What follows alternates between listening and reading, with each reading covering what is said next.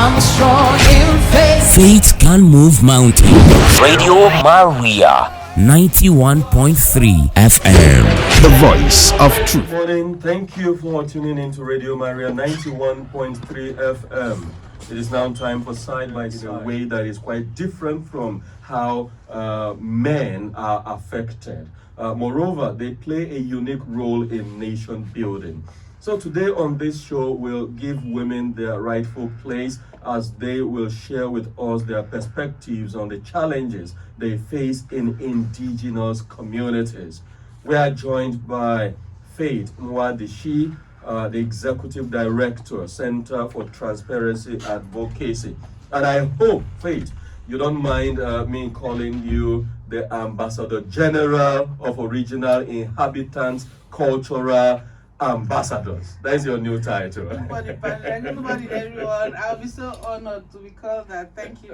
Thank you very much. And also we have in the studio Rebecca Moi Ahmed. She is also an Original Inhabitants Cultural Ambassador. Good morning, Rebecca. Good morning, sir, and good morning, listeners. This is your first time in Radio Maria. Good to have you. Thank you. You're welcome, sir. And we also have Amina Hassan Kasanki. She too is an Original Inhabitants Cultural Ambassador. Good morning, Amina. Good morning, sir, and good morning to the listeners.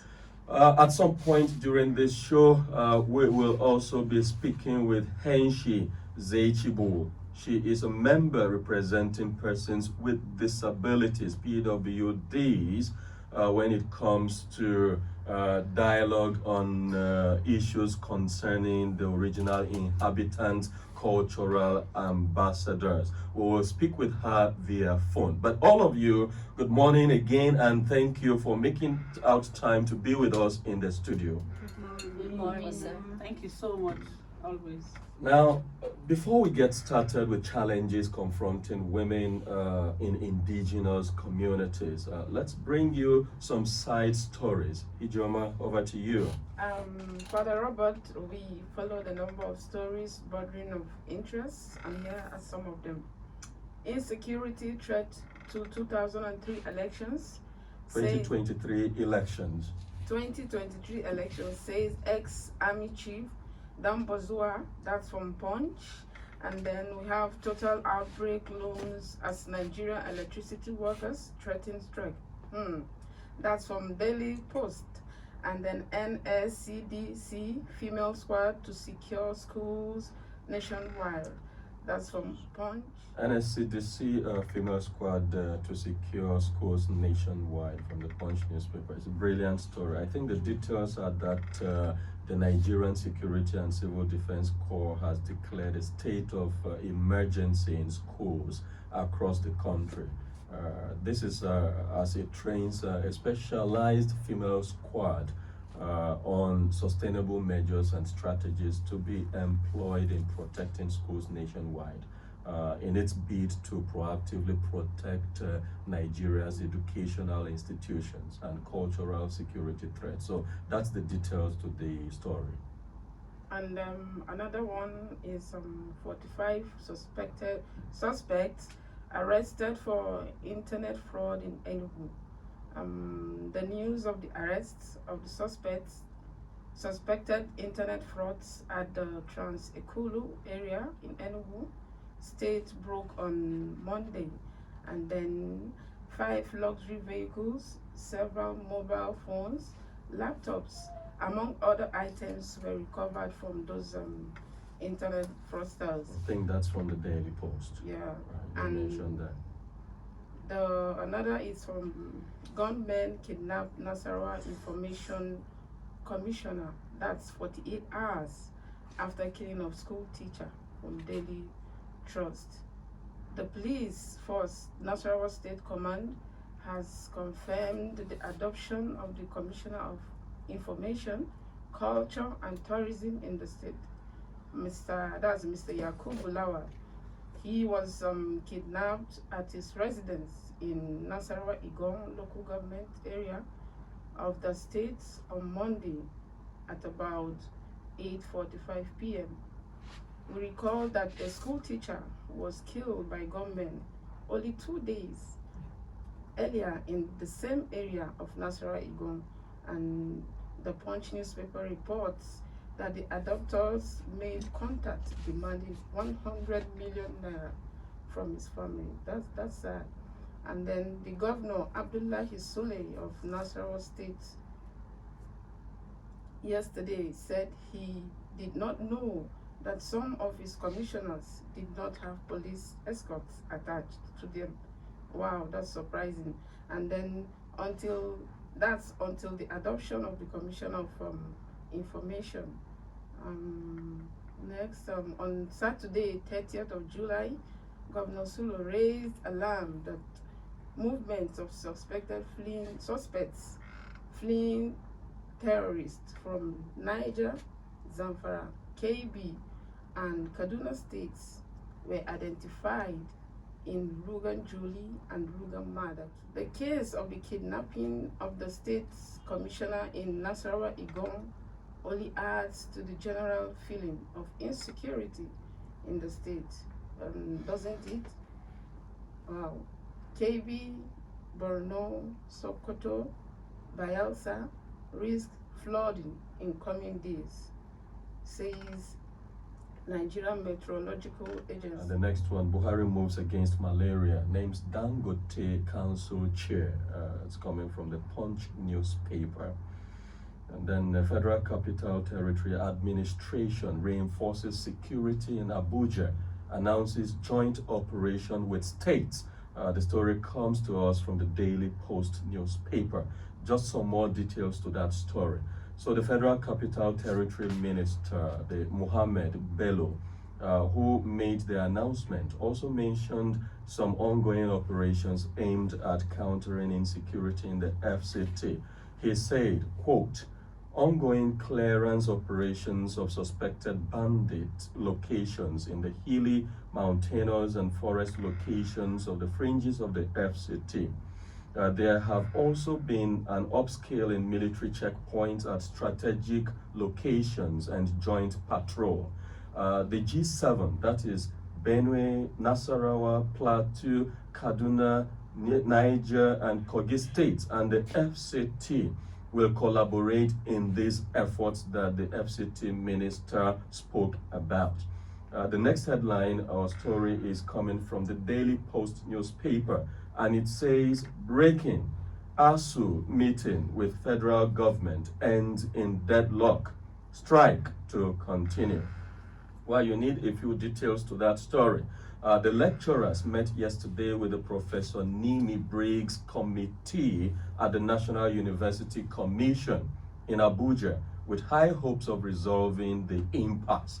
According to a source who spoke with Daily Trust, rather than present a new offer, the committee pleaded with the ASU to suspend the ongoing strike, making promises that their concerns will be included in the 2023 budget.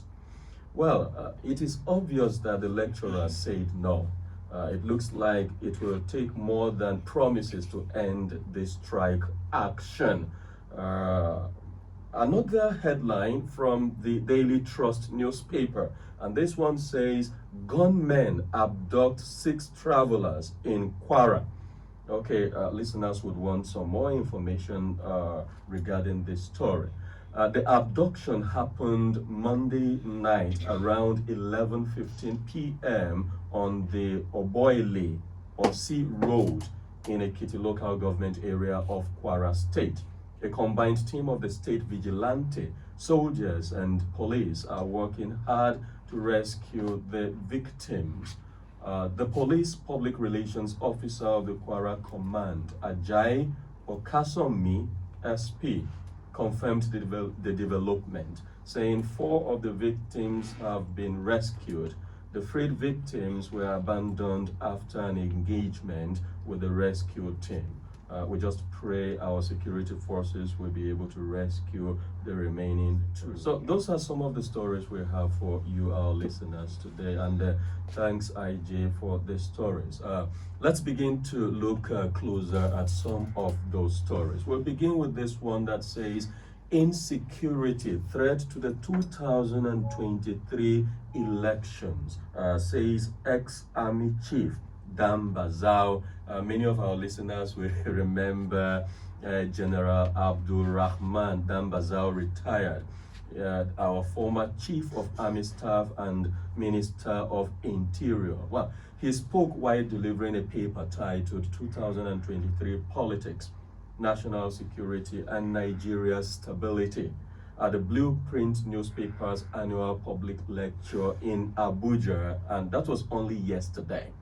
Here is what he said. Let me just quote some of what he said yesterday. Would insecurity affect the 2023 elections? Surely it would, because some of the community would still be displaced, and the terrorists would likely continue attacks on soft targets. INEC officials and ad hoc staff would be highly apprehensive despite the assurance by the government to protect them. Already in some parts of Nigeria today, INEC officials and some other people who work for elections are already agitated. Access to polling units in border communities may pose some difficulties. This is more reason adequate security must be provided. Dan Bazao continued, quote, as we also prepare for the 2023 elections, we should also think of the possibility of an attack on the election processes by violent groups. The security threats against the 2023 elections are not limited to the activities of terror groups in the north, but also the proscribed IPOB in the southeast. He also spoke about the need for reform in the security sector, and this is very important. Here is what he said.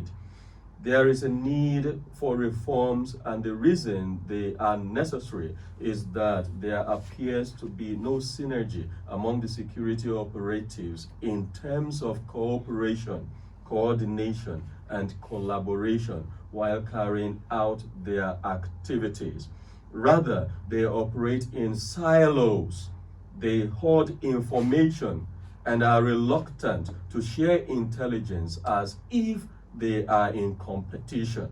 Also, there is poor security governance, making accountability and transparency almost impossible, and there is duplication of efforts leading to wastage of resources. Faith, I won't be shocked if our listeners are shuddering now.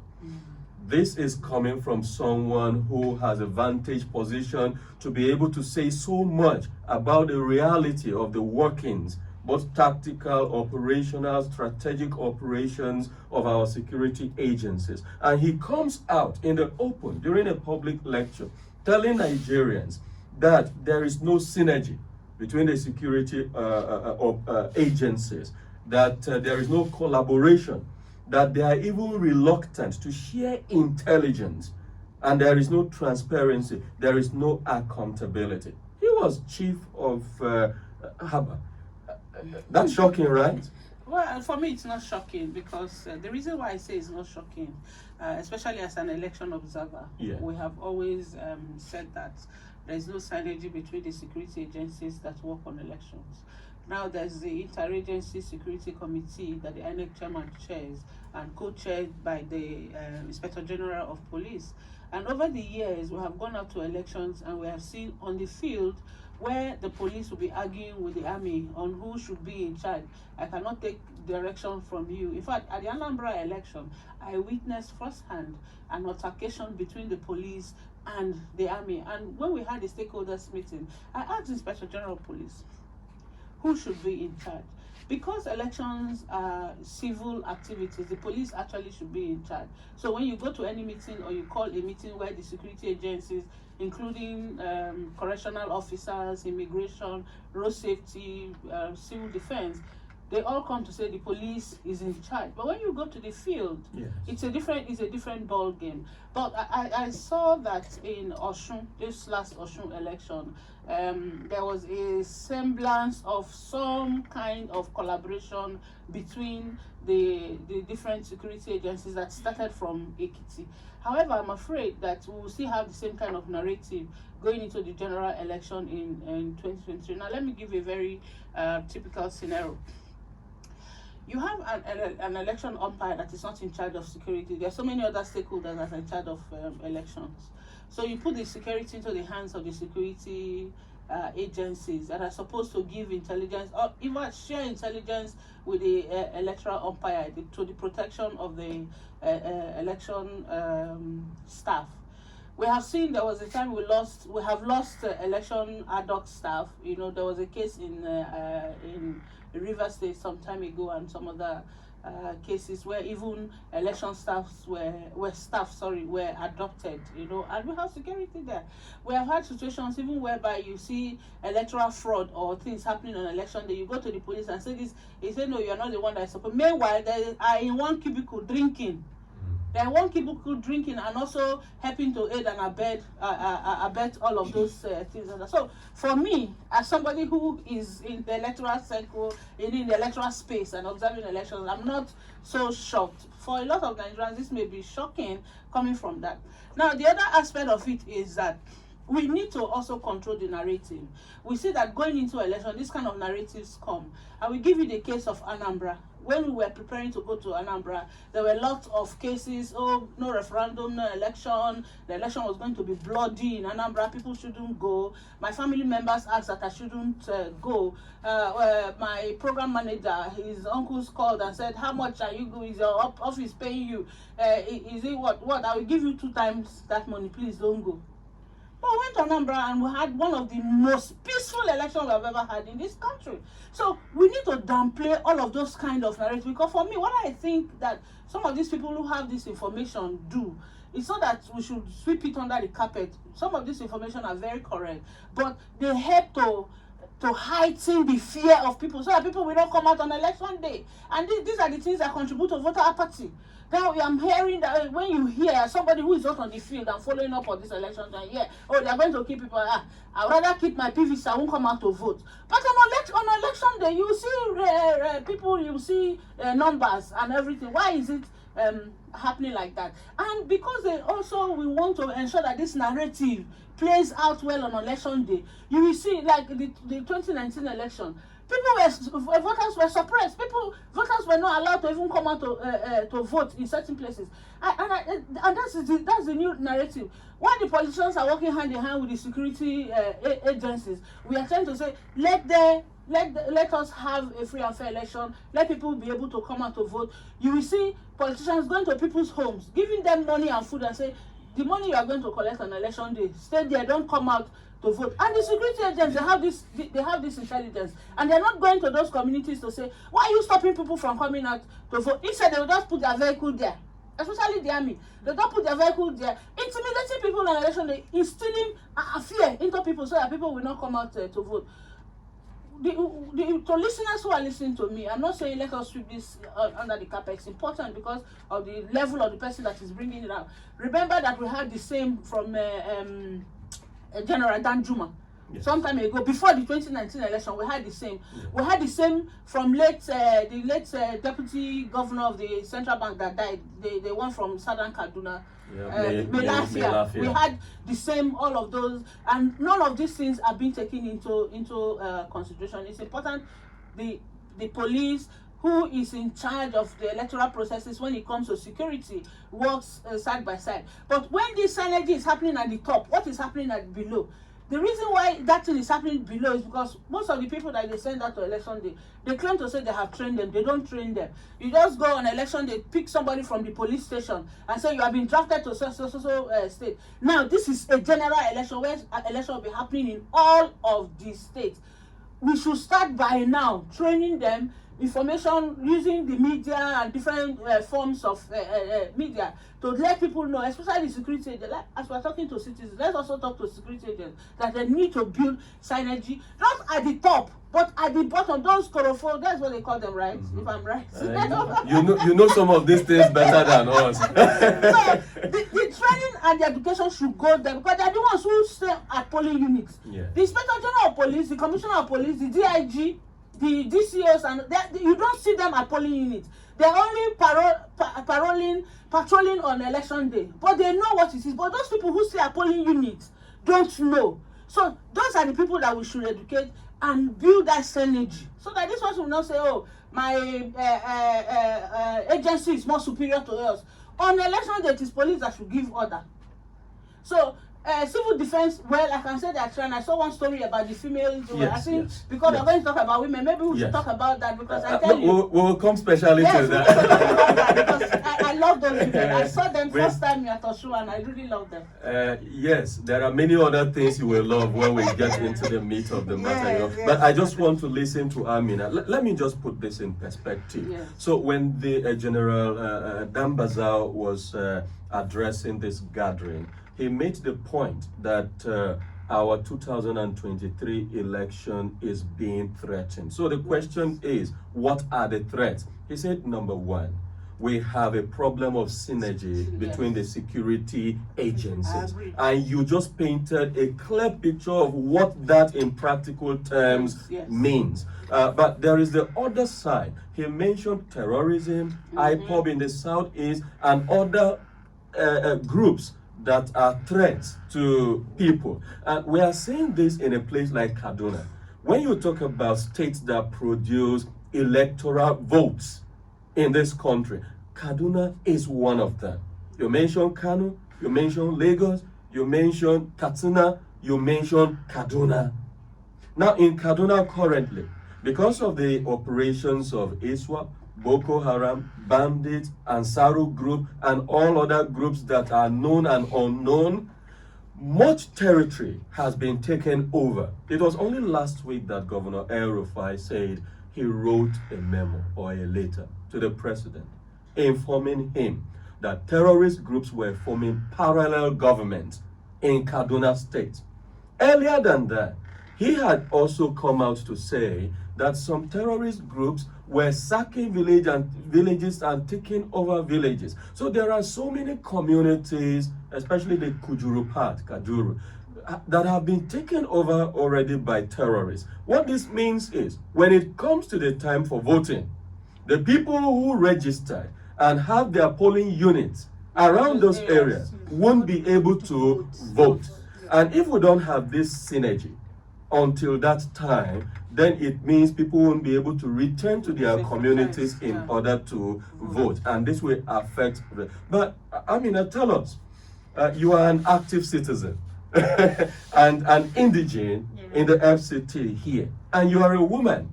We are looking forward to having women participate uniquely in 2023 elections.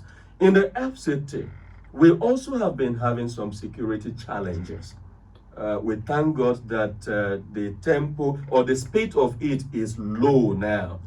We hope the momentum against this insecurity will be sustained. But as an indigene, as a woman, what message will you give out to other women listening to you, so that the narrative will be properly controlled, and so that they will not give up on coming out to vote in 2023 simply because of fears? Thank you very much for that question. Well, when it comes to the issue of insecurity and voting at large, I don't know if you notice, when you go to polling unit, at the queue of voting, before you see a man, you will see women. I think women are the most, they are the most voters. I don't know. We are always the most voters. So when you get a polling unit, you discover that there's a lot of women. In fact, we give the most vote. So coming like the issue of insecurity now, to be honest, especially in area council like Abaji. Yeah. Let me say that is the most threatened area council as far as insecurity is concerned. So But let me just cut in. Do you know that the insecurity situation in Abaji doesn't get media attention? Going by what you have said. It doesn't. Okay. It doesn't. Like, it's only people there that know what they are facing. Among them, we know what we face. In the night, like, you cannot sleep with your two eyes closed. So looking at this situation, the insecurity here now has already discouraged most of the voters, let me say most of the citizens. So before that time, if something is not seriously done, I guess by 2023 it will be hard you get voters at the polling unit, because gone are days. I remember last election, for this chairmanship election, there was a time like everyone was crowded, everybody wants to vote, they will push you, especially the women, you know, we don't really have stamina like that. We'll fall, but we'll still rise up and join that queue. Somebody will leave her house from 6 a.m. She will not leave there till 8. She wants to vote and she must vote. So look at it now. If they are not there, you cannot get that vote. So this insecurity issue is a very big issue to all women. But my advice to them, let's not get scared. We should not be threatened. By God's grace, I believe the security agency in FCT, they are doing their best. And I'm sure they are going to put everything under control before that time. So the best thing, we should not get discouraged. Let's move on and let's abide by the rules of and regulation of the Electoral Act, and everything will move smoothly. Yes, Rebecca, I will also want you to top up your voice so that the women understand that you are all together in this. Yeah, concerning the coming election next year, and I can remember in some weeks ago, the PVC registration, I heard some women are saying that they are not coming out for the PVC because of the insecurity that is going on in the country. My advice to women outside there, please, they should try and come out for the voting, because it's for our own good, it's our own right for us to come out and vote the right people, of which I believe in the coming year election, God will see us through, because women are trying in voting. That's my advice to them. They should not be scared, they should come out. Rebecca and Amina, before we move on to the next story, I want to, if you permit me, put you to task. Do we have any female councillor in the FCT? No. This year, we don't. Have we had before? Yes, we've had two. We've had, we've had, I can't remember her name, but we've had one in this Amak. Boy, Amak. Bari, I think that's Adja Mero. Okay, yes. Then we had one, though she's late now, she died early this year at Kwali. She was also, that was 2016, right? She was also one of the councillors in Kwali. That was Kundu Ward, Kundu Ward. Okay. So she was one of the councillors. But this year, this last concluded election, though we are not able to produce any female councillor. But I'm very sure in the offices will be involved too, or let me say they are carrying some of them. You see, that's the problem. That's the problem. That's the problem. And it was part of what we were discussing yesterday. You see, there was something she said that was quite significant. The women are pushed down. They get up and join the queue. Do you understand what I'm saying? You push a man down, he will just get angry and leave that place. Yes. You push the women down, they get up and they just still join that queue because they want to vote. You presume that the men will stand up and leave the place. No, that's the truth. You see, that they ever start fighting or start arguing, the women will say, no problem, let us do this one, because they want to vote. But you don't ever get them to be on the ballot. And I say, until women are on the ballot, really, we will not be able to discuss women's issue. If we had enough women in the National Assembly, for instance, do you think that those 5 laws that women took during the constitutional review, they will shut down anyone? They cannot do it now. But they know that they can do things and get away with it. Tomorrow, they will come to ask for our vote, and the women will still go under the sun, under the rain, and still go back to vote for them. I tell you, the day women will revolt in this country and say we are not voting again, there will not be votes. so, no, but because of the fact that the law already says it is a simple majority, number of people who come out. So even if you have 100 million voters on your and only 1 million people come out to vote, they will still declare winner. So by when the day women will revolt and say, because this election we are going into, we don't have women. Look at the 3 major political parties now. There's no one that's having a woman, a female vice president. I'm not even talking about the president. There's no one that's having a female vice president. So these are things we are talking about. Now, this is even we're talking at a level of political inclusion now. Most of the security agencies now, do you know that they are forming female squads? Female squads that are bringing results. Look at our football, soccer, those people who like soccer. It is the women who have been bringing us medal. Look at this Commonwealth that we just went to now. It is women. So which sector are we talking about now that women are not excelling? And we still think that women are not able to sit on policy tables and make decisions that will help everybody. You know, I can't respond because there are 4 women here and I'm the only man here.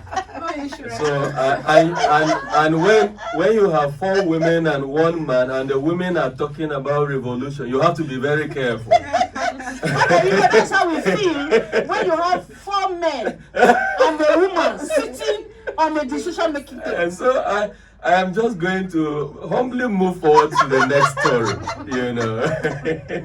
And the next one really comes from the Punch newspaper. It says Buhari moves against malaria, names Dangote council chair. Interesting development in our social life in the country. The president, Muhammadu Buhari, retired. The general retired. Yesterday said eradicating malaria and its effects would save the Nigerian state from the estimated economic burden of the disease, totaling about 687 billion naira in 2022 and 2 trillion naira by 2030. Wow. Buhari made the projection at the State House, Abuja, shortly after inaugurating Nigeria End Malaria Council, in line with the African Union Assembly Declaration for Establishment of EMCs. EMCs means End Malaria Councils. So the African Union Assembly wants these councils to be established all over the continent, and Nigeria just inaugurated her own yesterday. The president also appointed the chairman for this council, and that is Aliko Dangote, the chairman of Dangote Groups. The council has 16 members. Maybe some other time we'll give you the names of the other members of the council. The inauguration of the EMC in Nigeria is a welcome milestone because, first of all, Nigeria alone accounts for 27% of all cases of malaria and 32% of deaths globally, according to the World Health Organization in 2021. Moreover, malaria infection can cause severe disease and complications in pregnant women and lead to high rates of miscarriage. I'm sure some people will be hearing this for the first time, that malaria can cause miscarriage. Well, you better pay attention. It is also responsible for a considerable proportion of deaths in infants and young children, with children under 5 years being the most vulnerable group. I must say that having Dangote as the chair of the EMC in Nigeria raises expectations and hopes, because the man has a track record and passion for supporting initiatives on various health issues, such as polio and strengthening primary healthcare system. We wish him and the other council members the very best. But I guess, Faith, the highlight here is women and malaria. Also women and health. And if you want to stretch it far, indigenous women and primary health care. How are we doing in all of this? Thank you so much. I'm quite happy that eventually Nigeria came around to set up that council. A lot of other African countries have set up that council. Apart from the fact that Nigeria contributes about 27% to the global, burden of malaria, it also contributes over 30% of deaths. Yes. From Nigeria, contributes over 30% of deaths from Nigeria. Malaria is something we take for granted here, but in developed countries, when you have malaria, you are quarantined. For days, yes, if not weeks. You are quarantined, and malaria tablet is not what you can just go over the counter and buy. These days in Nigeria, once you start having headache, they say maybe it's malaria. We don't even go for tests. Everything is malaria because we feel that we are so used to it. At times, when I used to travel, I would just go, either I take malaria treatment over time, because if you get out there, you will need doctor's prescription to go to buy. You will be sent to the hospital and be quarantined. We have not been able to reach that level. Understanding also that infant mortality, maternal mortality, malaria contributes a great lot to that. There was one time we started this treated nets, and you hear people around the country say, oh, anything can kill somebody. That malaria does not kill Africans. Malaria kills Africans and even more Nigerians. So malaria they kill. Malaria no they kill Africa. That's what they talk about. This is not they kill Africa. Okay, this is not they kill Africa. That's when COVID, all of us don't go to that one they say now rich people sickness. It's important. Even and the truth of the matter is that it's important that we put a lot of effort into doing preventive measures for malaria. Because if you take statistics, there was a study that came out at a time ago that one of the greatest reasons why production cost, output is reduced because of the number of people who go on medical leave because of malaria. The number of people who don't come to work, even within your small office, in a month, or let's say in 6 months, take the statistics of people who did not come to the office because of malaria. So if it affects production, it's something that we need to take very seriously. And I'm quite happy that they did set up that committee. I guess the reason why Dangote was chosen is so that he can also mobilize resources to be able to do that. Now, if in urban cities we have issues of malaria where people can even access primary health care, you go to communities, they don't even have health centers. And even when they have health centers, they don't have malaria medicines. Even paracetamol is difficult to get. If you go to a village health center, they can give you prescription to go and buy paracetamol outside. So they don't have the ordinary malaria drugs. The people don't even have access to those health centers. Some of these communities don't have, those days, they used to have dispensary. In those days, because I did a lot of work on health, sexual and reproductive health for young people and women in my past life before I started doing extractives. So I can tell you categorically, there are some communities that we went to, very far communities, but now because of insecurity, you can't even have access to those communities. When a woman is in labor at night, if the traditional birth attendant is not around in that community, they wheel that woman in wheelbarrow to the nearest place where they can get maybe a vehicle before they can get the woman to the hospital. So, and because of traditional medicine, herbs and all of those things, women don't have access to even ordinary health. That is important for us to be able to, and I'm sure they will tell us better about their experience in the FCT around access to health and other things. It's good you mentioned that, because I was going to say, as we run this program Mondays and Wednesdays, you never really can tell who is listening. Yes. It's possible the people in charge of FCT primary health care are also listening, or the message can get to them by all kinds of means. So please tell us. You can take this opportunity to describe what the healthcare system in places like Abaji, where you live or where you live. What is the healthcare system like? Like my own side, I don't even know. Which side is that? That's my main village, Kasanki. Okay. Yes, the Kasanki. Under Abaji? No, it's under Global Other Area Council. Okay. Yes, though it's an interior village. Yeah.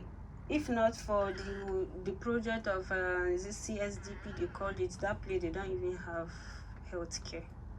So just imagine a place that doesn't have any healthcare center, what it will be like. And it's not as if there is even access road that you can easily bring out a patient. No. So the people there use motorbikes or bicycles? They use bike. If you should even go there, except you have Hilux, if you should go there with normal vehicle, you end up trekking because your car will not move forward. So which village is closer to yours? Where you have a primary healthcare center? That is Barigada, but from my village to Barigada is another. And that's several kilometers, right? Yes. And then when you get there, what's the nature of that healthcare center? The healthcare center is in bad condition. Because sometimes when you even get there, you may not even meet the health practitioner that was assigned to be there. I need to accentuate that because in some of these primary healthcare centers, you meet only nurses. Yes. The doctors don't come. That's the day the nurse doesn't go to the market. Maybe and most of the time, it's not even the nurses. They always assign these health practitioners. Extension workers. Yes. Those ones that wear brown. Yes. When they Which means if I am a traditional medicine practitioner and I get to your place, I will make a lot of money. You will make a lot of money. Whether I'm killing people or I'm helping them. To them, you're treating them.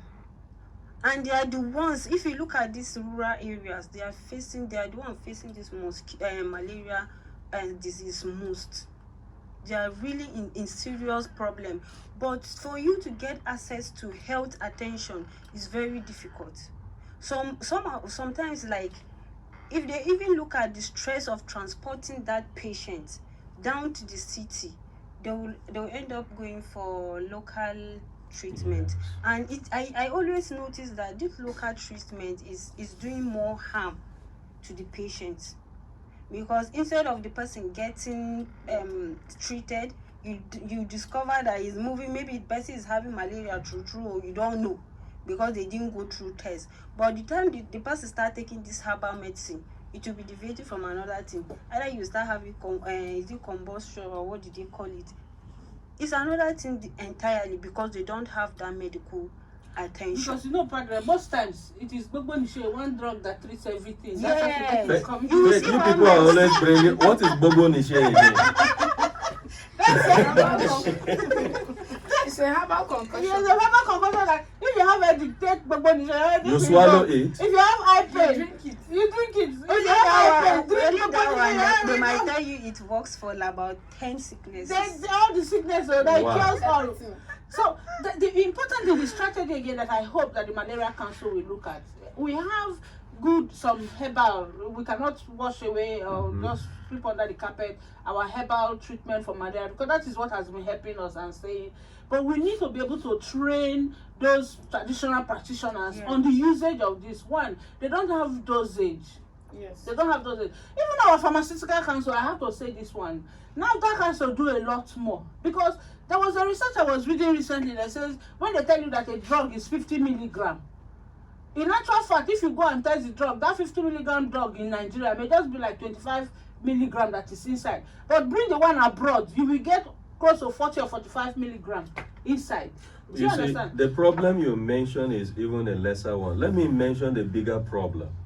So if you go to places where Amina comes from, those villages, you have some drugstores there. Yes. But the guy who is running that drugstore never went to school. Exactly. But they call him doctor. Yes, and in some cases, they give people drip. They do prescriptions. They are the doctors, they can see there. They do everything. Anyway, let's move on to now that we're talking about hospitals, let's also try to understand why the doctors are not so available. We have this story that says doctors relocating, Nigeria may have to import in future, says Nigeria Medical Association, and that's coming from the Daily Post. So if you need some details, here is the story. Oyo State Nigeria Medical Association Chapter Chairman, Dr. Ayotunde Fashunla, said this yesterday in Ibadan during the 2022 scientific conference themed National Health Authority Act, the Sound Bites.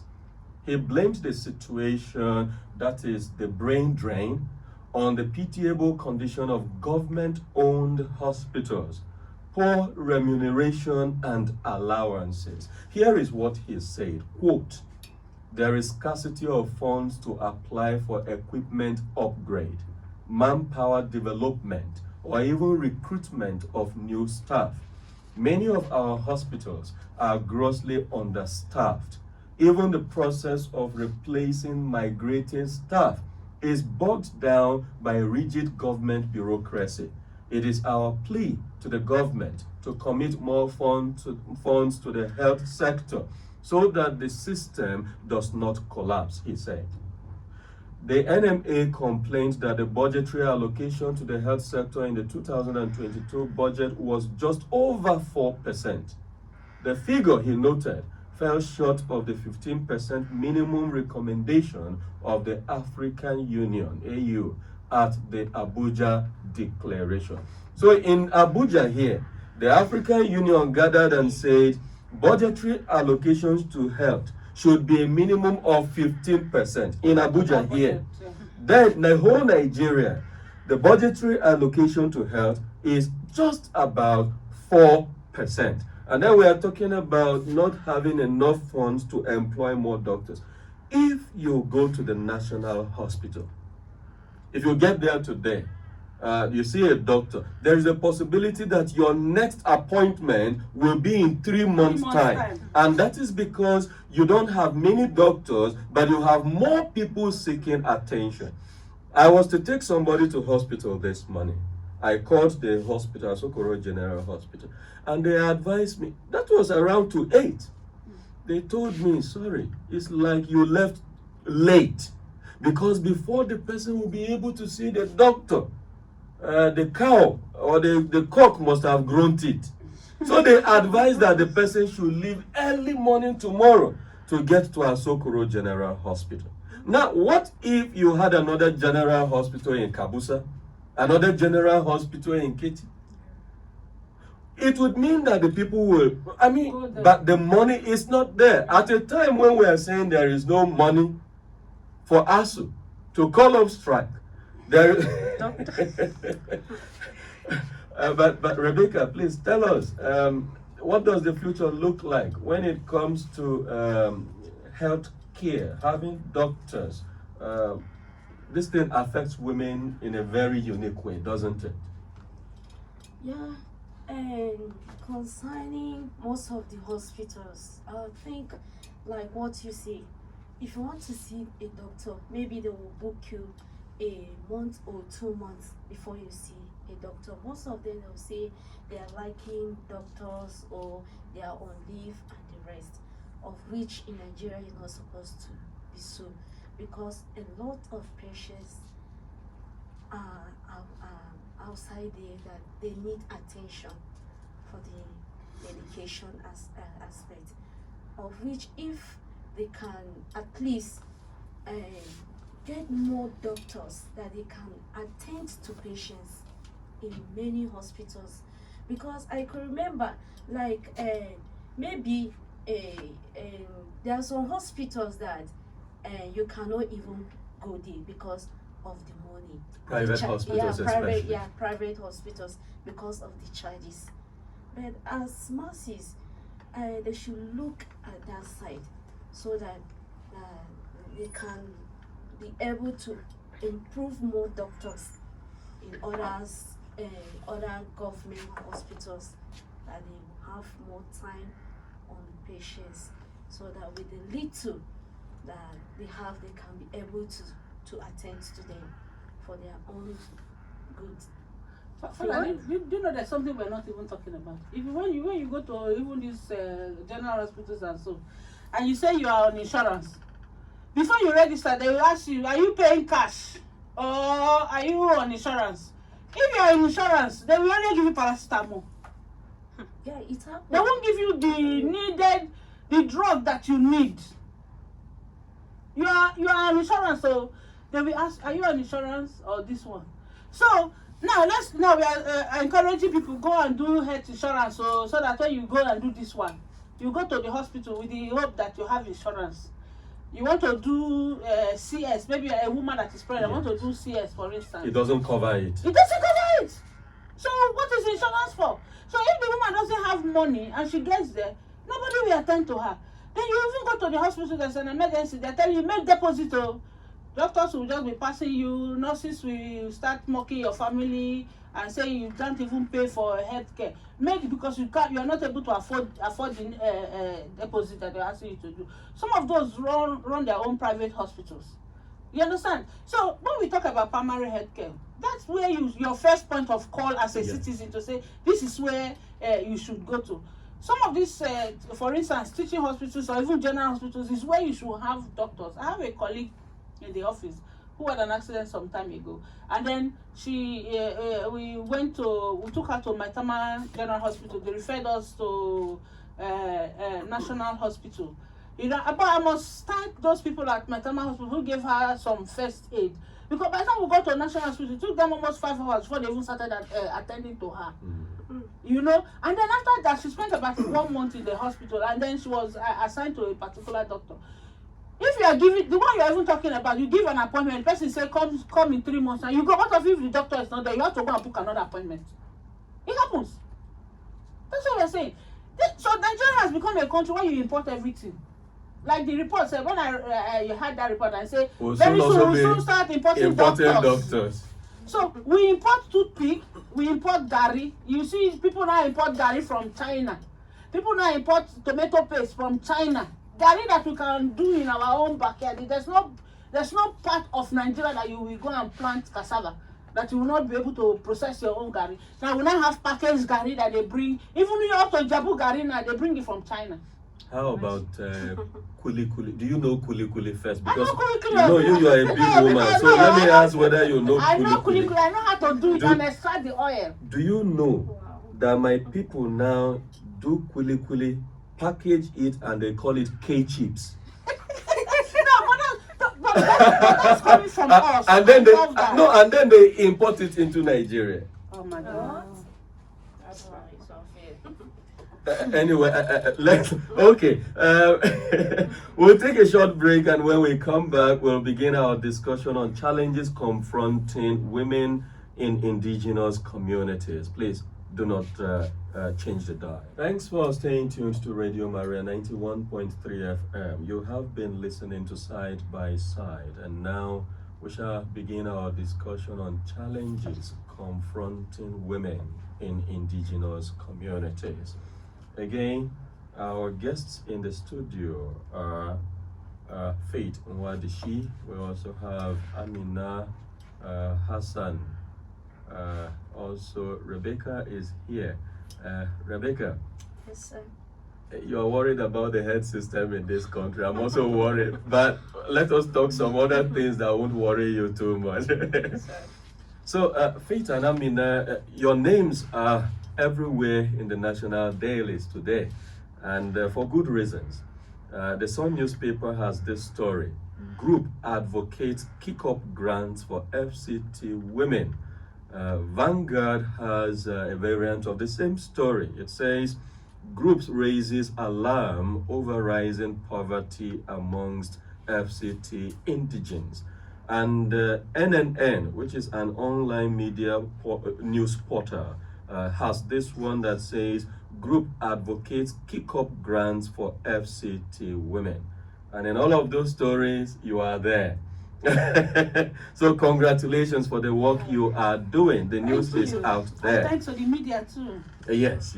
So the stories are all about you, and that is because of the press conference by the Women of Original Inhabitants Ambassadors Group in the FCT, in collaboration with the Center for Transparency Advocacy. This press conference held yesterday at the conference center, or the conference room of the Center for Transparency Advocacy. We'll discuss matters arising from the press conference. But first, let's hear from you, Faith. What is the Women of Original Inhabitants Ambassadors Group in the FCT about? Thank you so much, Padre. And there is a group we call the FCT Original Inhabitants Ambassadors. a group we are mentoring under the project promoting the cultural and cultural rights of the original inhabitants of the FCT, supported by by MacArthur Foundation through Christ for us. Now we are part of a cohort of organizations implementing this, but what we are doing. Before you continue, let me emphasize this. Just in case our listeners who are women and are indigenous persons didn't get this well, there is a group in the FCT called Women of Original Inhabitants Ambassadors Group. Yes. Please, you can seek out information about this group and join it. Yes. Together, you are stronger. Yes, thank you so much for that. That's very important. Okay, so how did this Women Original Inhabitants group come about? We have original inhabitants from the 9 tribes of the FCT. A lot of people don't also know that we have 9 tribes of the FCT. So some of these members, we have women among them, we also have men, and we have some youths among them. Because of the celebration of the Indigenous Peoples Day globally, and the theme of the celebration, which is the role of women in promoting or sustaining our tradition. That was on the 9th of August. That was on the 9th of August. With the management of the city, sat down and thought that, it's good that we can mentor women to begin to speak about them. While we are speaking about the generality of the issues that have to do with the original inhabitants women can be in a position to now understand. We train them on advocacy to speak their issues by themselves. So the first outing we have had was that press conference of yesterday in line. That's the very first one. Yes, that's the very first conference. Congratulations. Thank you so much, Padre. We had yesterday, and it was well received. We've been having feedback. People are asking questions. The same kind of question you're asking. What is it about? There are women from the different communities in the FCT, that we have recognized because of the work they are doing. We identified Kasanki on the 8th of March, which was International Women's Day. We had a program, so we asked her to come to talk about the plight of the original inhabitants women, and it was widely received. People really said, "Wow, you mean you have original inhabitants women and their issues." Plight of the original inhabitants women. Yes. That thing you told them, you will summarize it in a moment. Exactly. Please continue. Exactly. And so the same way, Kasanki is Basa, right? Yeah. And Rebecca is Baggy. I give a I feel. Awelona.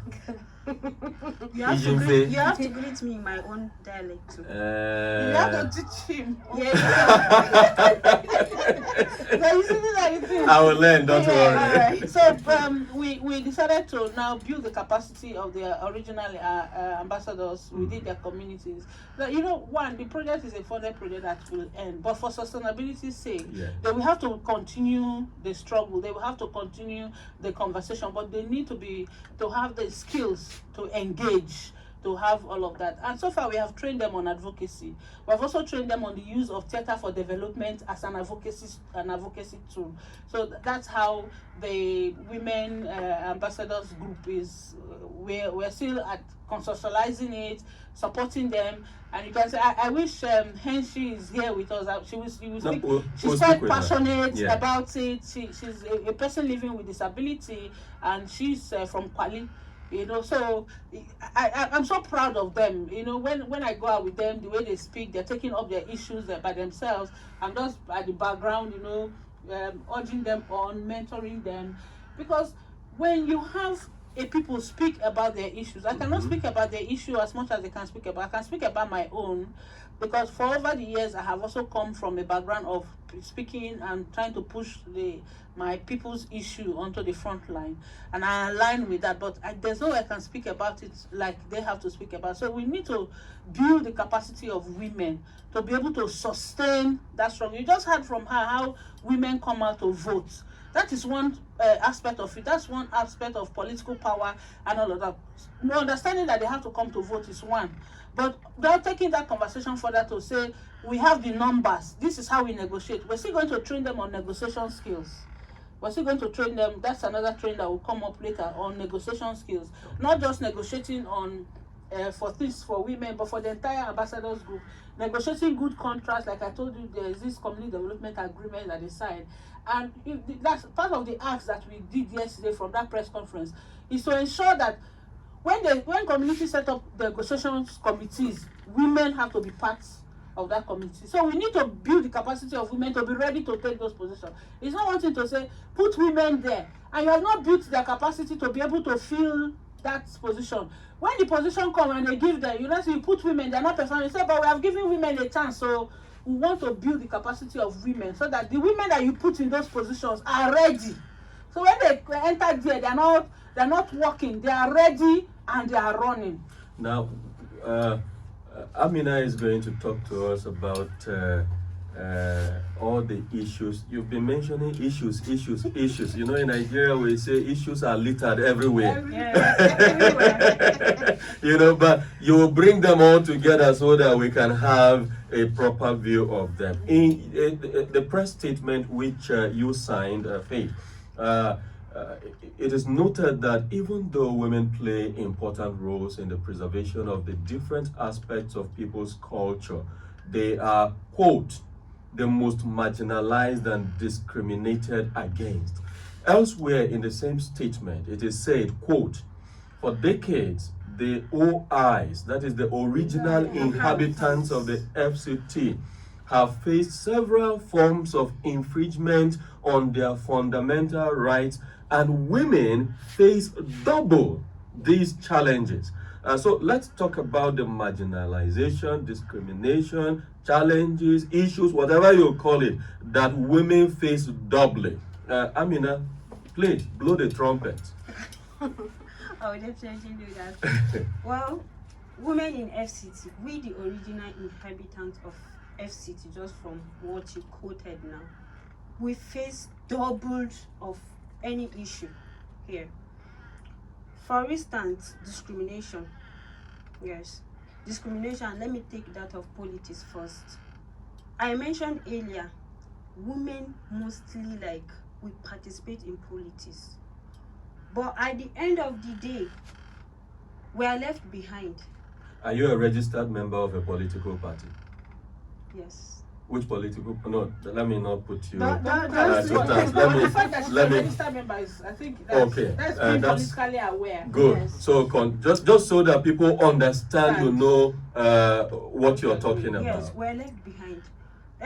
When it's time for election, if for instance a woman should come contesting, or either she should go for the post of either councillor, chairman, there's this gender discrimination. They feel that we women, we cannot represent very well, we cannot table issue, or I don't know how to classify or how to describe that problem. You know, in a place where there's gender discrimination, things is always scattered. Yes, things will always scatter. So by the time you are not allowing we the women to take part in some certain positions and in the political offices, it is not balanced. You cannot allow us to struggle. We should go into the struggle and you're not carrying us along. It doesn't work that way. Then coming to, okay, so whose fault is that? Well, it should be the fault from the political leaders. Who are indigenous men or how? Yes, the indigenous political leaders. Okay. Let me put it that way. Let me send a message to all Basa men who are listening to us. Please. Not only Basa men, yes, everybody should be carried along. Do you know why, Padre? Because you know, at the National Assembly, for instance, the Senate, they have only one representative, a male. At the House of Reps, they have 2 representatives, males. At the area council, 6 area councils, you have all of them men. You understand? So it's important that we begin to have what you say. Okay, so I mean, one, political representation is killed against indigenous women. Yes. And the fourth is not just from government, but also the men, indigenous men. Yes. Let them create space a bit so that you people can pack well, right? You got it So we right. cannot exonerate government from this one, because if, for instance, in government we have a policy, a gender policy that says 35% representation, both appointed and The elected. kind of policy you have in Kenya. Yes, you know, then like those 5 bills that were thrown out by the National Assembly, if they had gone into our constitution, you don't have 6 area councils and you don't have a single woman, the women ambassadors can go to court. Yes. So when we are saying, because you say it's not about government, it's also about government, it's also about the political leaders and also the political gladiators around. If you have a policy, because you have a national law. Faith, let me shock you. You know, sometimes you present all these bills and the people from your own side are the very ones who vote against it. Yeah, I haven't said anything. Yeah, no, let's move from politics. Exactly. Let's move from politics to the other issues that trouble indigenous women. Yeah, we have environmental issues. Yes. Environmental issue is one of the most faced challenges of women. Coming to their source of water, what they eat, where they live in particular. Like you will get to a like some of us here mostly they are farmers.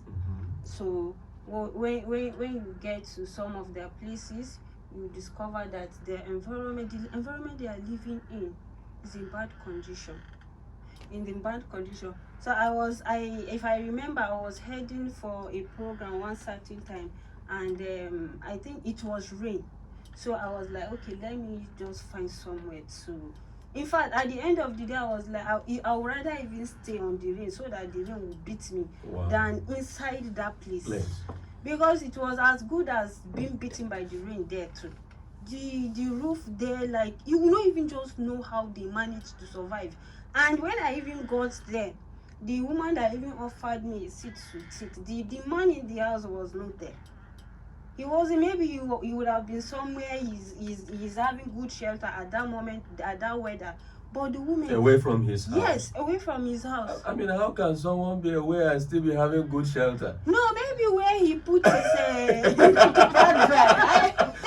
Okay, you want me to understand what you are saying? No, please okay, I understand. So it was really very. I felt bad because the environment was no good for them. Then after the rain stopped, she offered me water. Like the water, you can actually see that the water was coming from my red sand safe. The water was not in good condition at all. Like, even despite the fact I was thirsty, I had to tell her that I am okay. You see, the situation there is very bad. Then when you look at it, see children, the man is not around. She has to be the one doing everything. There's no way she will even tell the children that there's nothing today. She has to find something. Very bad. Then most of them, some of the indigenous women, they are traders. Yes, traders that like every market day you see them moving from one market to another in FCT. Like they are struggling. But sometimes they don't even get enough capital. Somebody that is even looking for 10,000 naira to start something. But were you people aware of how do they call it, trader money or trader money? Trader money? I don't understand. Okay, don't worry. I don't want to shake things. Imagine, so there are issues. There are issues. Yes. There are so many issues. Yesterday, Chief Lazarus, you know him, right? Yeah. He was letting us understand that they have some social protection projects that are going on.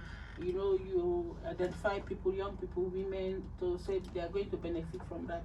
But when you take the statistics of the original inhabitants that have benefited from that compared to other people, you see that the involvement of the original inhabitants. This issue of water that she mentioned, there's a community called Godoji community in Kuje area council. We went there. Their source of water is a pond. Now women have to walk from their homes. They're the ones who will provide water in their homes. They have to go to that pond to fetch water. The water is very dirty. That's why I can relate with what she was saying about the color of the water. The water is very dirty. But as I speak to you now, that parcel of land has been concession to somebody, and the person is already fencing that parcel of land. It means that once that land is completely fenced, they will not have access to that water. So the women of Godoji community will have to look for another distant place to go and get water to feed their children, keep their home, bath, and do other things.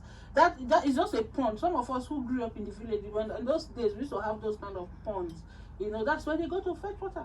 So you have that kind of thing. I think it was Rebecca that was sharing with us access to spring. Pictures for that village. So now, because people are on radio, they can't see the pictures. I can describe the pictures to them. Father, please, you can go ahead and describe. For our listeners who are not able to. For indigenous women. Okay, so I am looking at a picture here from this village. Which village is this? That's Nkuje. In Kuje? Godoji. Okay. So it's like someone started digging a well, but it is shallow, and then they stopped. Then I guess rain fell and the water was collected in that hole. Now you have children who are bathing in the muddy water. Now you are already worried that these children are going to get sick. But then you are told that the community also drinks from that water. I mean, in 2006, as a young student, a seminarian, I worked in an area, we call it, the Catholic Church, we say it's a parish, Igu. And then I was sent to one of the outstations, an interior place, at the border between the FCT and the Niger State. And you have this settlement there, Tungan Bijimi. From Tungan Bijimi, you enter Angwan Manu. You know, so I stayed in Angwan Manu, and then they brought food for us to eat. We went preaching, you know, evangelizing.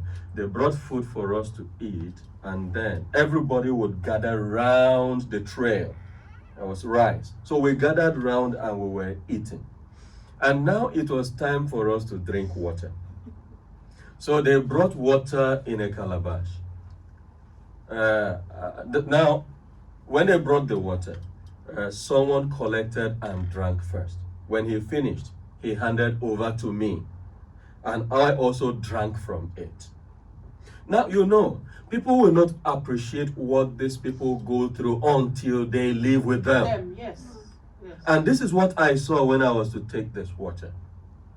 To drink the water, you have to first of all use the air from your mouth to blow the particles on the surface, you know, so that you don't use your hand to pick them up. You blow. So the particles will clear from the calabash, and then you fix your mouth and you gulp in the water. As you're gulping in the water, you are avoiding other particles and all of that. So you ask, where did they get this water from? It was rainwater that had collected in. Now, as seminarians, we are trained to be able to acclimatize, you know. I had the option of carrying my own water with me, but we said no, it wasn't the best. So we got there and we decided to drink the water the people were drinking. Now, here is the thing. 3 days later, I was down with typhoid. But these people have been drinking this water all these years and they hardly get sick. And then one of them said, brother, if we drink your own water, we'll become sick. It is God who understands how they survive. Exactly. Anyway, there were some other issues too you wanted to highlight. Yeah. So, just like I mentioned the water issue, domestic violence. Domestic violence. That is the of all the issues. Of all the issues. Yes, indigenous women, they face serious domestic violence. I could remember vividly when in Abaji too, where we wanted to just pay a courtesy visit to someone, and when we were passing, we now noticed that the man was seriously beating the woman, like she fell down, and people were like holding him. He was struggling, like. Then the person I was working with got angry. I was like, who is he? Is he above everybody? He has to bring his trouser up. He was ready and jack him and said, like, you have the power. Why are you beating a woman? Go and meet your fellow man. And when you actually listen to the flexible excuse that he brought, he doesn't want it. He doesn't want it. They actually take advantage of us, just the fact that we've been given the name women. Is it a crime to be a woman? They have, let me even put it this way, they consider us to be weak, but we are not. Women are not weak. Let me just say we are peace lovers. Yes, as far as I'm concerned, women are peace lovers. As far as a woman is concerned, she can go through hell, and you will never know. She will just keep absorbing that issue to herself. Before you continue, as you were talking, Rebecca was paying rapt attention. It looks as if she has some point to make about this domestic violence that. So she will do that, but just to make the point, you said they consider that women are weak. Yes. It was Faith who mentioned revolution, the revolution of women here. But we will come back to that. Rebecca, wife beating, domestic violence, it affects women in a different. Why do you think men do this, really? Yeah, sometimes it's impatience to some of the men. Impatience. Why I say so? I could remember there's a situation that happened last week in Suleja. Yes. That the man killed the wife and later killed himself. Yes. Why? The situation comes like that. At least as a man, women we are trying. Seriously, women are trying. And many women outside there are facing a lot of challenges with the husbands.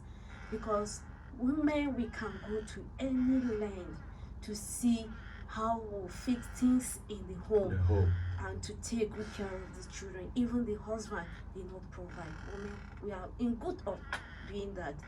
So some men, they will have it, but they will not care to put the food on the table at home.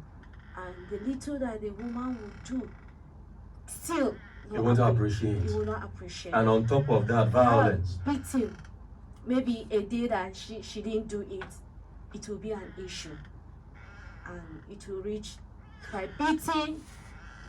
And what always pains me more is when you are doing that in the presence of the children. What are you teaching the children? The children of nowadays, the generation now is something else. Which means you're telling them it's okay to beat the woman. It's very wrong. Becomes a part of culture. There's a woman that she was saying that the husband normally beat her, small thing, he would just beat her, this and that. Then the children now went to school. So the auntie was asking, and student, is there any parent here that your parents are beating the mother, or what is going on in their homes? So the daughter now, one of the daughter in the class, she now raise up and say, auntie, my daddy used to beat my mom. So when she was saying it, I felt bad. I say, what men are doing is very wrong. Even issue rise up at home, don't show that bad character in the presence of the children, because whatever you are doing in the presence of children, they will go outside and start saying it in the midst of their friends, say this and that, of which is very wrong. By beating a woman is not the right thing. There's the way that at least you can talk to your wife even she did something wrong. There's the way you will talk to her, maybe not in the presence of the children. You will talk to her and at least she will understand, because women, we are good and we are nice. We are peacemakers. And this violence is not just a physical violence, right? With words too, they visit violence. Of course, it's not all about beating, and it's not all only beating. Like what you said to a woman, like sometimes the words you use against your fellow woman being, you can never imagine how it affects them. I can use myself as an example. Like me now, if I'm doing the wrong thing for it and you shout at me, I will not pick correction. That's just the truth. Because you just scare me, and the next thing I will still be repeating that same thing. No, but you have to talk to somebody with style. Like you have to use that diplomacy, like that politeness in correcting somebody. Like what she said now, when the child raised her hand, like my dad used to beat my mom. Like at just few seconds, my body was cold, because she doesn't even know implication of what she said, because she saw it like it's a normal something that her dad can beat the mom. Just imagine that that stigma that the girl will grow with, and if that man has a son, he's going to grow as like it's a normal thing to beat a woman. Even the girl, if they beat the girl will not feel anything. Yes. How much Because has some been women done? actually take it as a normal Thank thing. you, because their mothers went through I that. witnessed it. Even this there's this lady, she was in a relationship, a man was always beating her. You're not married to the person, but she cannot walk out of the relationship. So there was I think it was an elderly woman that picked courage to talk to her. What is the problem? She was like, mommy, even if he beats me now, no be new thing. I was like, no be new thing, like how? She said that, and she grew up that her dad was beating her mom. Wow. So she grew with it that it's a normal thing for a man to beat a woman. You see, it's a really sad situation here, and I don't really know.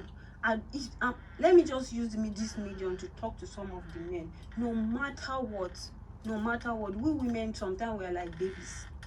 That's just the truth. We can piss someone off sometimes, but your ability to control that situation, that's what makes you a man. That's what makes you a man. Let me underline that point. Yes, so very, very important. Not by man with muscles, no. Men are listening, Let me on that, because you are giving them you're giving them a key, a secret, right? Yes. That a woman may appear to be stubborn. She may appear to be naughty and very angry, but it is very, very easy to calm her. Why? Because deep inside, women are like children. Yeah. Well, if women are like children, it means they also have a very high capacity for peace. Yes. Which means negotiating with them shouldn't be too difficult. It shouldn't. Maybe as a man, let me just say, maybe it's not all women, but generally speaking. But let's continue. But no, I know that it's not all women, but like physical violence is not just the solution. It's not the answer at all. Yes, a woman can piss you off at any moment, but you have to control it. And your ability to control the situation is a taste of whether you are a man or not. A real man or not? A real man, that's the word though. A real man. We came to the studio together. Now you are speaking. You people shouldn't divide a line between where Father Robert, the men are and the women. You today you're on your own, we're on our own. Let's speak our own problem. All right, but Faith, yes, but there are things that women who are going through domestic violence, no matter the nature, can do. Can you speak to women in regard of the things they can do so that this thing stops? It could be negotiating, conflict resolution, even recourse to law enforcement. What are the options available for women? Because I remember this lady that Osinachi, right? yeah. She went through this for a long time. And we need to let the women know that they can't feel helpless. They can't feel hopeless. They can't despair. There is something they can do. I think, Padre, I have to bring it back to you, the religious. Because most times, the instruction for a woman to stay in that kind of condition is because of what they feel. The Bible says, I shouldn't do this. The culture says, I shouldn't do that. If you bring it to me, you will allow me to respond to it. No, you will respond. So I'm telling you, these are just low-hanging fruits.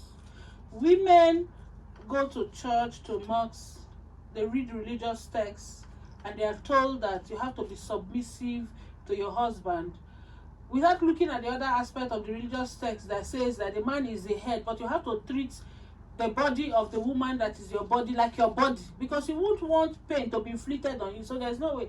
And during marriage, it's 1 + 1 = 1. That's what all the religions teach that. In fact, culture teaches that.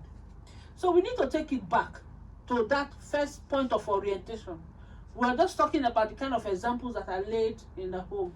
A girl that grows up in a home where the father beats the mother and the child is seeing that, is asking, Mama, why are you doing? You say, no, don't worry, it's like that. It's because it's the man, it's the father, he's the one that is with. And we have a law that says that a man can chastise a woman without putting bodily harm. Our law says that. So we need to go back to that orientation. First and foremost, in bringing up our girl child, understand that it is not right for anybody to raise a hand on you or for you to raise a hand on anybody. Number one. Number two, luckily we now have the laws, violence against laws and all of that, that people can look at and say, but how many village women have access to that? And that's where the traditional rulers and the traditional ruling council, they come to talk about our culture. Most of our African cultures feel that the woman should not be heard. She can be seen, or some say she shouldn't even be seen or heard. So we need to go back to them to realize that a girl child is also a human being. And also go back to some of those laws that feel that if a family doesn't have a male child, there's no continuity.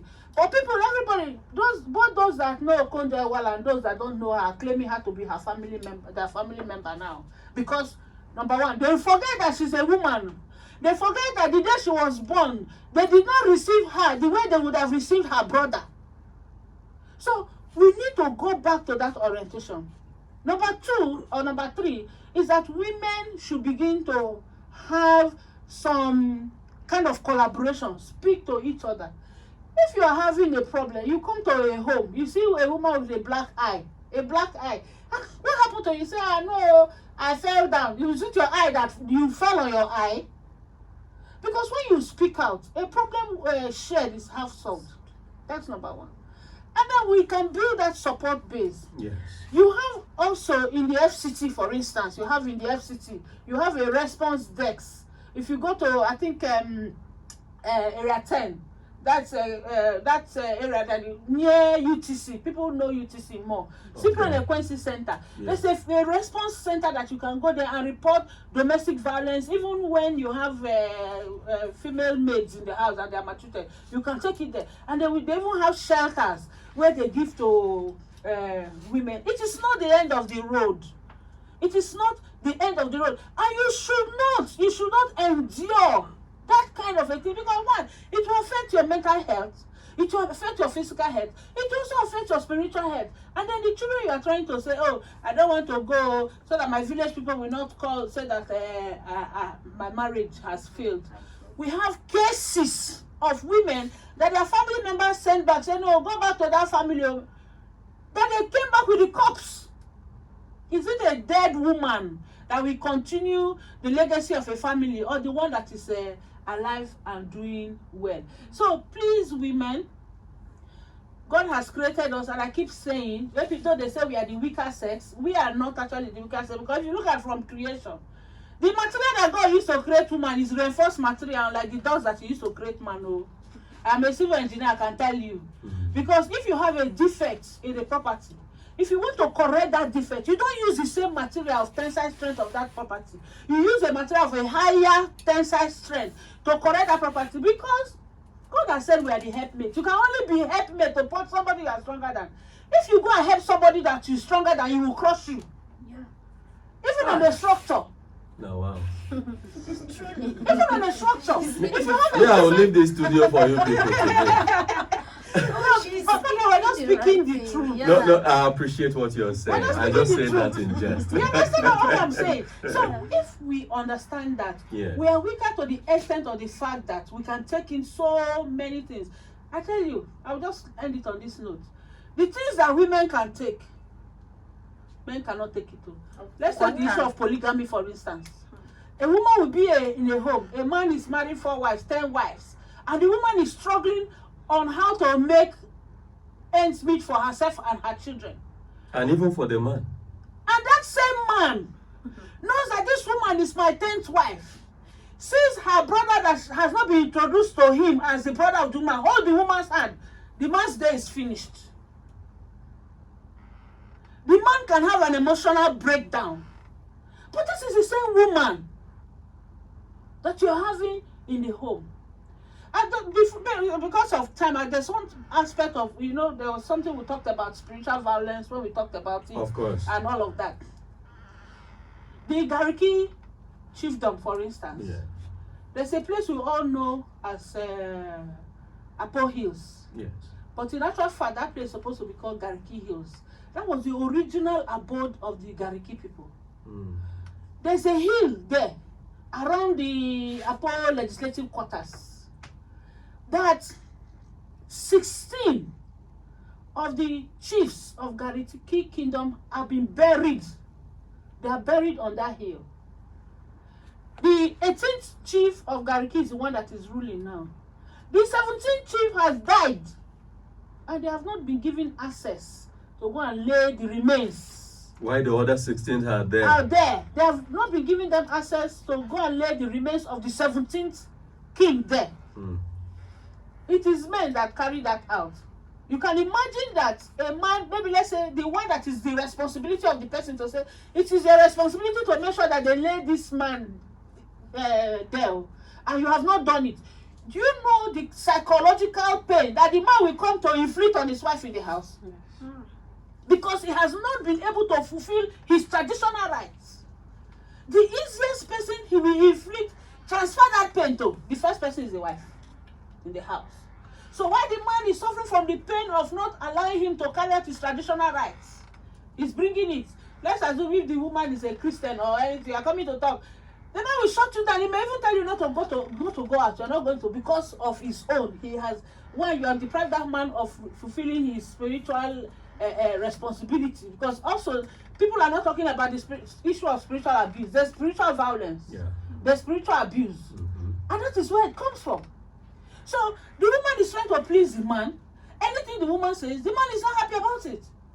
You can imagine that so it's going to be in my generation now, I'm not able to fulfill this thing. The man is in his quiet time.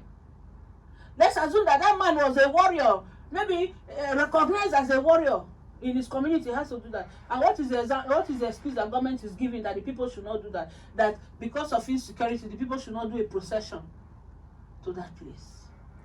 There's a beautiful history about that hill that we may have to talk about another day. People lived on that hill, and you have 17 of their kings buried there.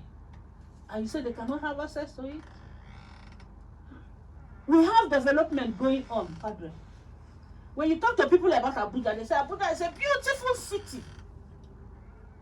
Water that we drink in Abuja, even though in my house, I don't have pipe-borne water. It's the borehole that they dug in my house that we are using. It's taken from Mushafa. And then you go to the places where they have settled the original inhabitants. They don't have potable water. We're just talking about the access of water here. Some of them we have to cross express. Who cross express? Is it not women? Yes. It's women. To go and fetch water. You go to Ushafa, it's one road, tiny road in, one tiny road out. The people of Ushafa don't have pipe-borne water. But the Lower Usman Dam is in Ushafa, and that's where the water comes from. So the women in Ushafa, how do they go to get water? If the man comes home, he wants to take his bath. The first thing is, woman, where's my water? Where's my food? And the woman says, I've not been able to fetch water. I was going to fetch water the other day. I fell by the road. My leg is paining me. The next thing is? So there's so many issues.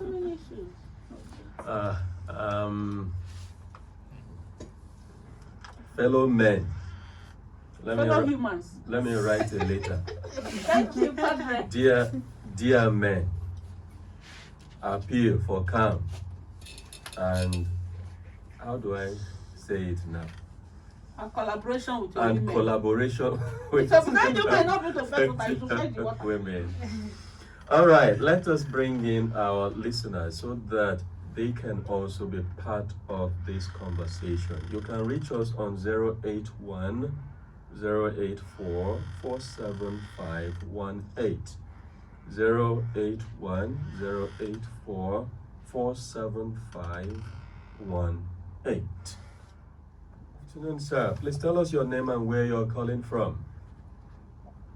My My name is Samuel Abu from Agoyeju Odo in Kogi State. Oga Samuel, good morning. Please go ahead. Yes, in fact, it's a pity, it's a painful thing, and it's a thing of joy to me for this woman to speak much about the indigenous women in Federal Capital Territory. You see, I myself, I lived in Kaduna State before, and Southern Kaduna for that matter. Okay. They are related to this group of people. I know how they live their lives there. You see, there is this, around 1980s, a lady from the United Kingdom, when she heard about the poverty of Africa, she decided to come to Nigeria to see by herself, to witness by herself. Then she came to Nigeria, direct to Imo State. She suffered everything that the local people there are suffering. Going to farm, taking firewood. She was napped and she was set in a big network or something. There's no network by then. So we saw everything in the picture. So in the nutshell, education is a pillar to all these things. Yeah. Then that they are in the state now, they are educated already. They have to take this orientation to their people. Not only to stay in the city, to enjoy city life, through education, through religious teachings, and to bring the people out of this poverty, out of this pain and slavery. You see? So, this is my earnest prayer that let them try by all means to see that they eradicate their people. Okay. I think it will be better. Education is the key. Thank you. May God bless you. Samuel, thank you always, and amen to your prayers. Another caller. Hello.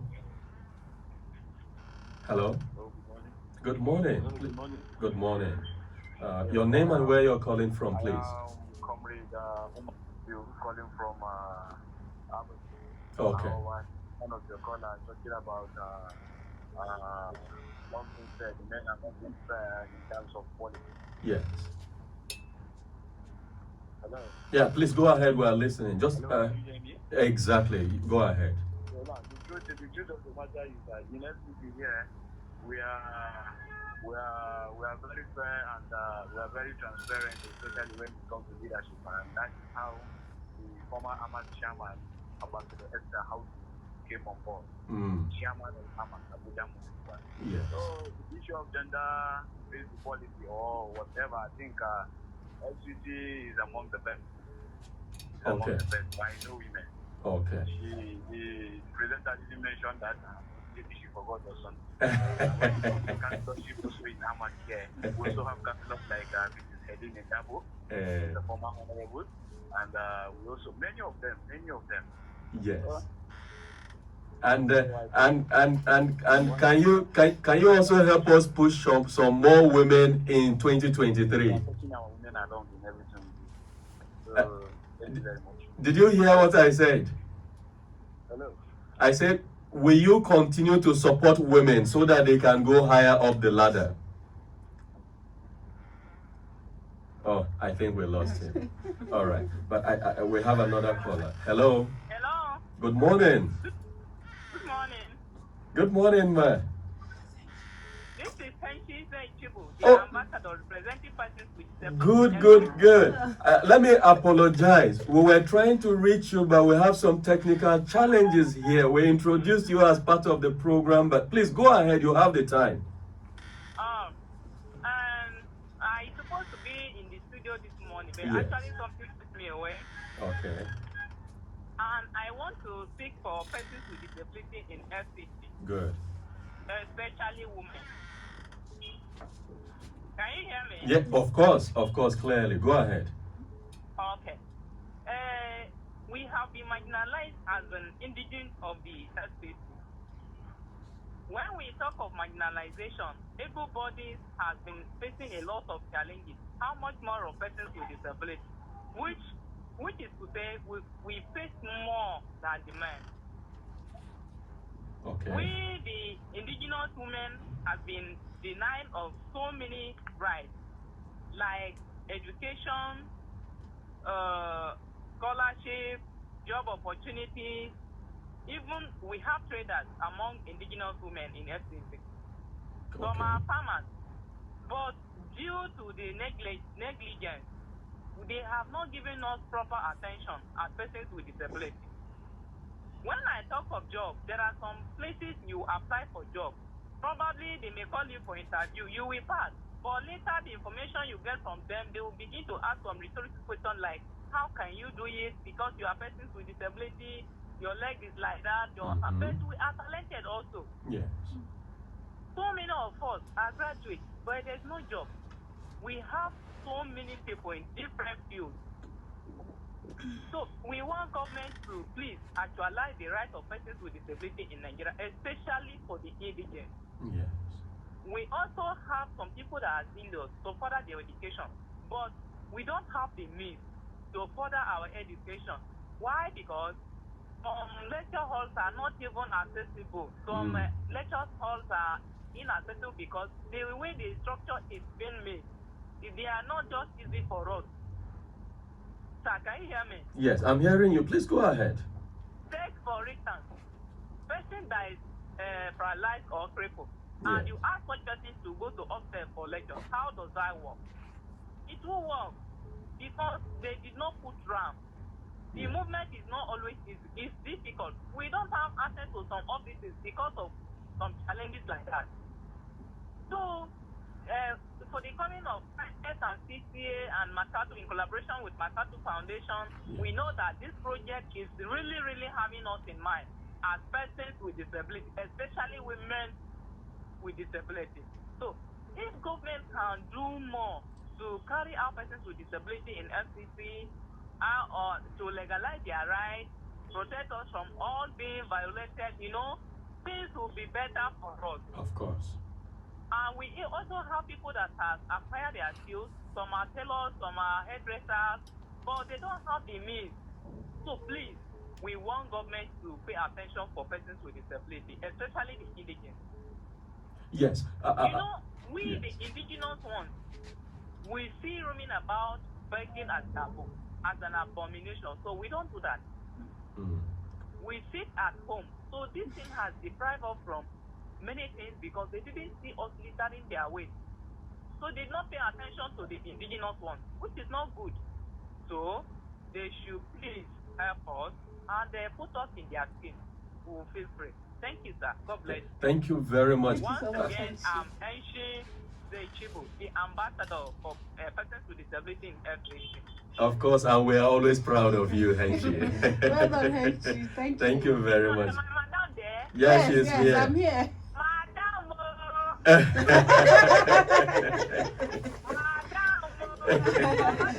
God bless you, Henshi. I'm proud of you wherever I go. Thank you very much. Ambassador from Madam Faye. We're all proud Well of done, we're proud of you, my darling. Well All right, done. thank you very much. All right. Unfortunately, we okay. Let's take this one call. It's been buzzing. Hello. Hello. Good morning. Unfortunately, we have just about 30 seconds left, so I'm going to leave you to take the 30 seconds. Hey, okay. All right, just a fast one. If I'm talking about violence, beating of women, yes. In fact, I consider men that still do that at this present time as if they have mental issues. In fact, I recommend that the government, that whenever they see any man beating his wife, he should be taken to a psychiatric hospital. For psychological evaluation. Because, in fact, I had something like that yesterday. I got home and my wife was telling me that he went to visit one of the sisters and the husband beat up red and blue with a swollen face and bruises everywhere. Simple. What was the issue? That I bought phone for you and you are still asking for recharge card. That was the issue. Oh my God. And the woman was beaten mercilessly. So it is very unfortunate, and I ask and I pray that one day, in fact, it is well. It's really, really touched. Okay, just one last caller. Hello. Hello? Yeah, hello. Good morning. Please go ahead. Yeah. Yes, good morning. This is Comrade Paganonia calling that I had a picture to talk. Okay, all right. Yes, I also want to commend the chief host of the program, Mrs. Faith Mwandishi. Yes. She's trying her best in terms of supporting the OIs, making them understand their rights. Yes. Our header in the program, she carried out a lot of program in the city. We, the OIs, are very proud of her. Thank you. We on Radio Maria, we're also proud of her. Yes. Thank you very much. So, and you to the co-presenter of the program, may God uplift you high. Amen. Two presenters as well. I overheard Amina Kasanki and Rebecca. Yes.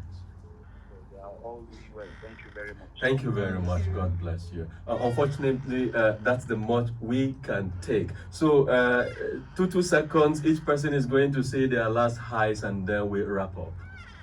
Let's begin with Rebecca. Just say hi to your people.